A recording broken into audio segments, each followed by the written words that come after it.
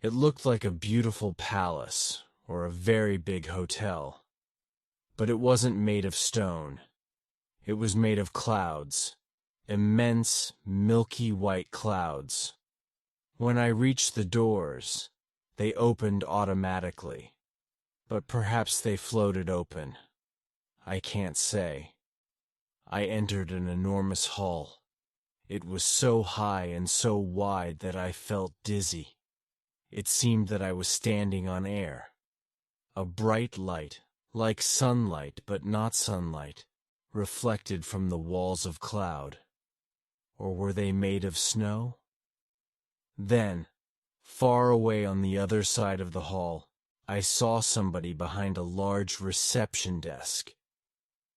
This is like a hotel, I thought as I walked towards it. But what a hotel! It's beautiful. This must be heaven.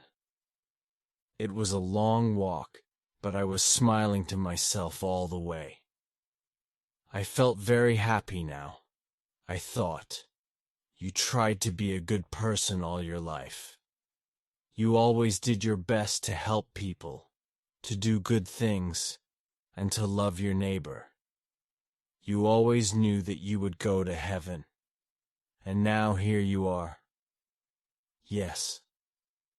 I felt so happy that I wanted to sing. I think I did sing. Quietly, of course. I didn't want to disturb the peace and silence of heaven. I stopped at the reception desk, where a man of about 45 was waiting for me. He wore a green suit of shiny material, like plastic, and a beautiful golden cloak. He looked up at me. Name? I told him. He found it on a computer. We need some details about you, he said. When were you born? I told him. When did you die? The exact time, please. Early this morning, I think. About 5:30, but I'm not sure about it because I was dead. I smiled. The receptionist looked at me coldly. He was English, calm, polite. Occupation? I told him. Then he wanted details about my family and friends, my habits, my favorite food, in fact, everything about my life. It was like an interrogation. But I felt very relaxed and friendly. I wanted to have a chat.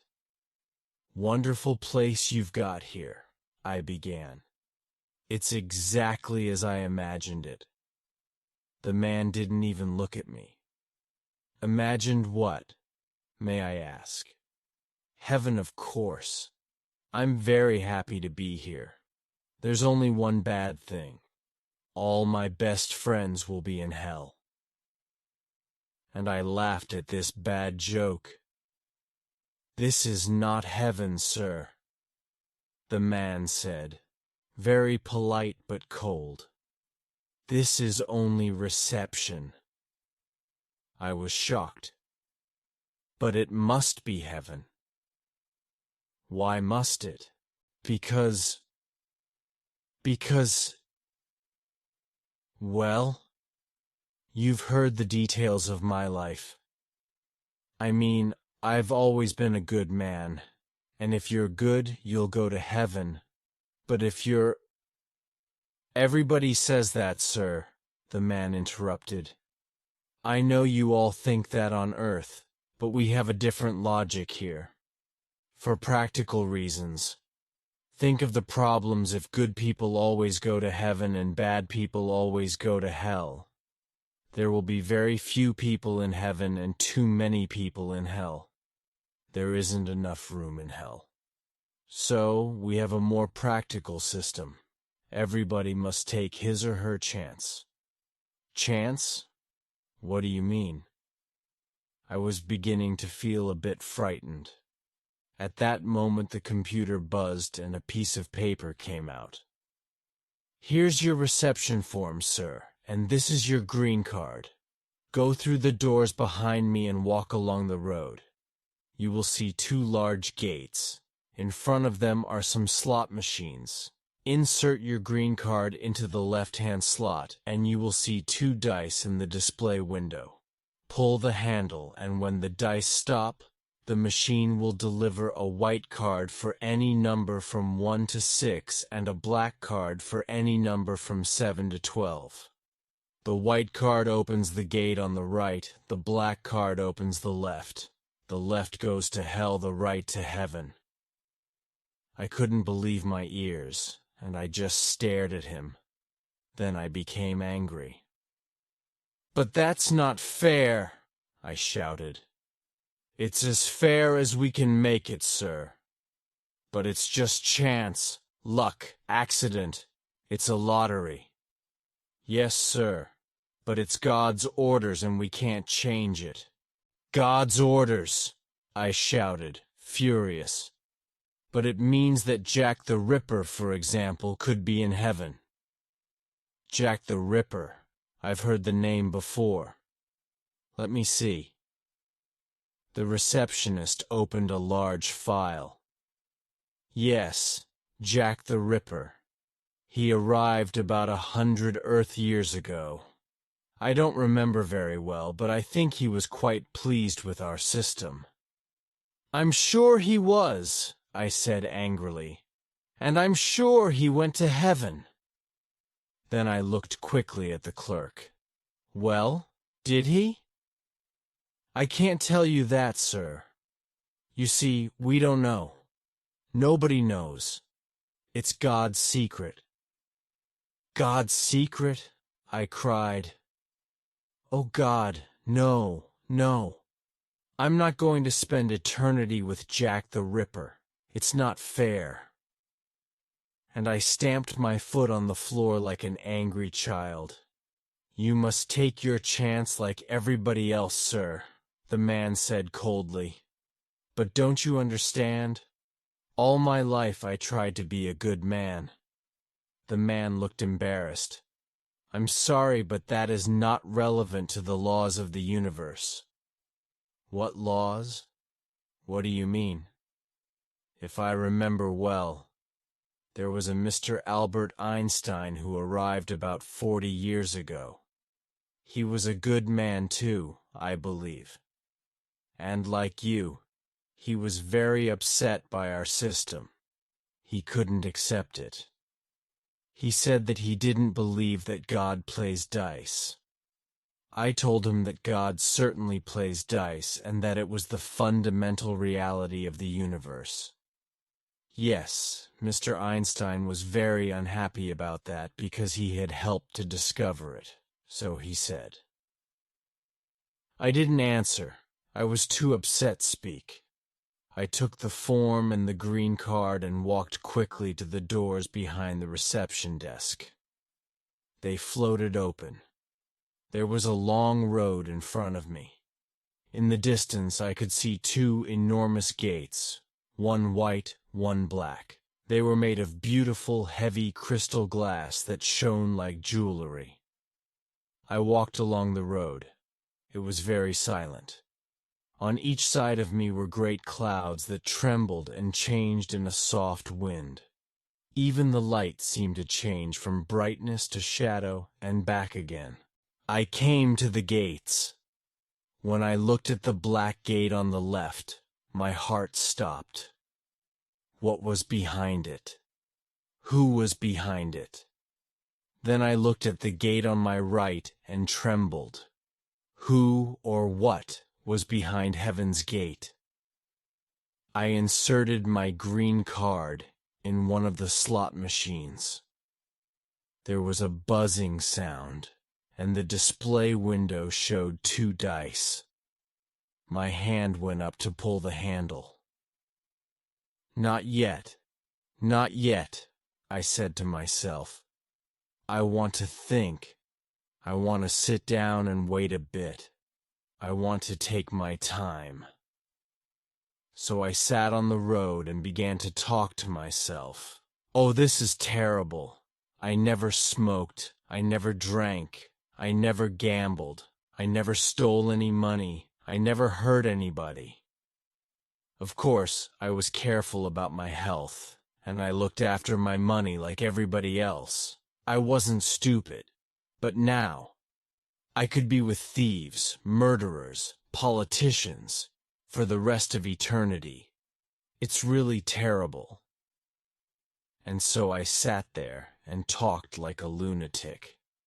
Sometimes I looked at the handle of the slot machine which was waiting for me, and I trembled. Well, it's better to be in heaven even if Jack the Ripper is there. People say that heaven is a beautiful place. Oh God, dear God, please let me get a white card. So I prayed for a white card, and after a while I felt much better, more optimistic. I felt that God was on my side. I stood up, walked to the machine, and pulled the handle down quickly. The dice began to spin. I closed my eyes, opened them. The first dice stopped at number 2. My heart beat fast with hope. Then the second dice came. 5. Silence. Then, like a photo from a Polaroid camera, the card came out. It was black. I fainted. When I opened my eyes again, I sat still for a long time. Hot tears filled my eyes. I was going to hell. I knew it! I knew it! I cried. I've always been unlucky. But what could I do? I had to enter the door on the left. I had to go to hell. I inserted my black card into a slot by the gate. As it began to open, a strange, aromatic odor came out. I went into another great hall with a reception desk at the far end. It was a long walk. The walls were made of black smoke and red flames. Behind the desk sat a pretty young blonde woman. She gave me a sweet smile. "Hello. May I have your reception form, please?" she said in a friendly way. I gave her the form, and she typed the information into a computer. "Why do you look so depressed?" she asked with her sweet smile. "You're a lucky man." I laughed bitterly. "Lucky? Here's your room key," she continued. "We hope you'll like room 206. You'll find everything in order. Drinks, magazines, a change of clothes, a bottle of wine, and everything necessary for your comfort. There is a reading lounge, a swimming pool, tennis courts, and a card table. We hope that you will enjoy your eternity." I was watching her to see if she was joking behind that sweet smile. "This is hell, is it?" I asked in a sarcastic voice. "That's the official name, yes, but we call it Paradise Regained. I suppose you thought it would be a terrible place, but things have changed a lot. We've made it better, you'll see." "Who are we?" "Oh, there are so many good, kind people here. I can't remember all their names. Let me think. Well, there's an Indian gentleman, Mr. Gandhi, and a nurse called Florence Nightingale." "You mean those people are all here, in hell?" "But it's not hell anymore. It's the dice, you see." "The dice?" "No, I don't see. Please explain." "Well, for a long time a lot of good people scored more than 6 and got a black card. So now there are more good people than bad people.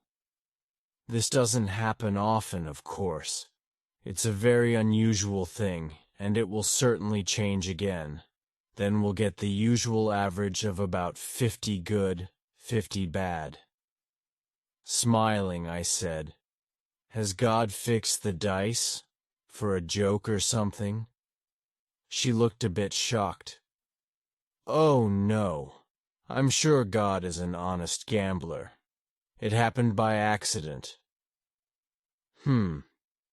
Well, let's say it's another one of God's secrets, eh?" And I gave her a big wink. "What about Jack the Ripper? Is he here?" "Jack the Ripper? She looked through her file. No, he isn't here. He must be on the other side, in heaven.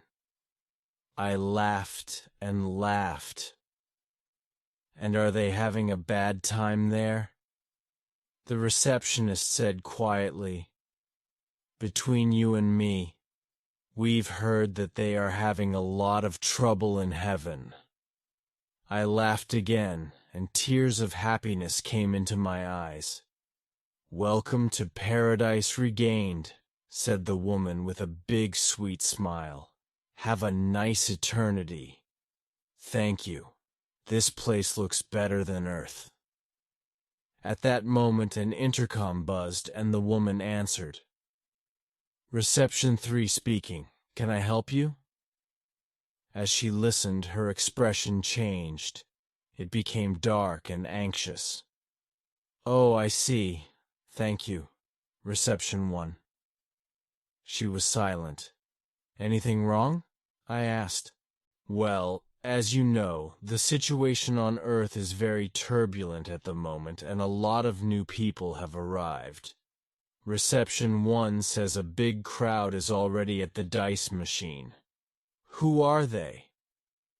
I had a bad feeling in my stomach. Reception 1 says it's a group of terrorists, child killers, mafiosi, football hooligans, drug barons. Stop! Please stop! I shouted. We can only hope that our luck continues, she said. Her sweet smile had gone. She was looking at the entrance with frightened eyes. I cried, Please God, let them all go to heaven. I pray. I pray. I'm sorry, but praying won't help. It all depends on the dice. And that's God's secret, I said, laughing and crying at the same time. While we waited, the silence was long and terrible.